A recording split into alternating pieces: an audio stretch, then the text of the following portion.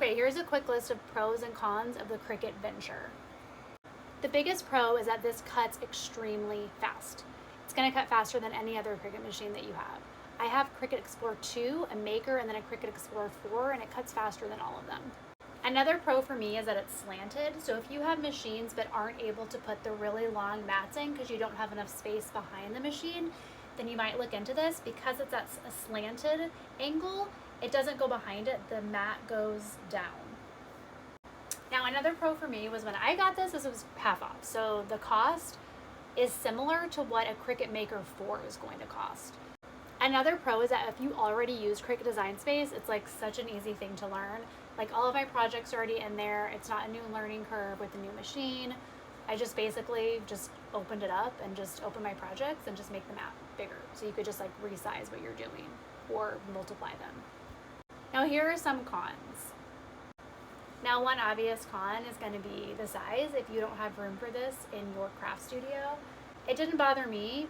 I already had a space to put this, but if you have to get the stand for it and find a spot, it might just not work for you. Another con is going to be the size of the cutting mats. The cutting mat that this came with was 28 by 24. You need a big space to be able to work with that, especially if you're doing something like me and cutting cardstock. I'm cutting really intricate sun catchers.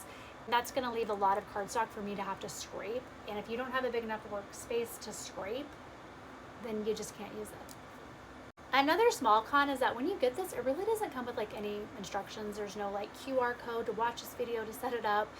It was really confusing, I thought, to set up. Now, of course, I could go on YouTube and like look for videos, but I was like all over watching all these different videos because even like the simplest thing seemed really confusing at first.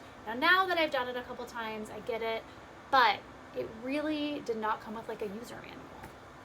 Now, a con could be the cost if this thing is $1,000. I don't know that I would have paid $1,000 for this. So if you can get it on sale like I can, then maybe think about it.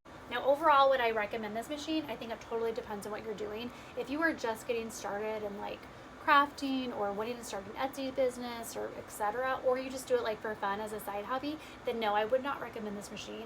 I would get the Cricut Explore Air 4.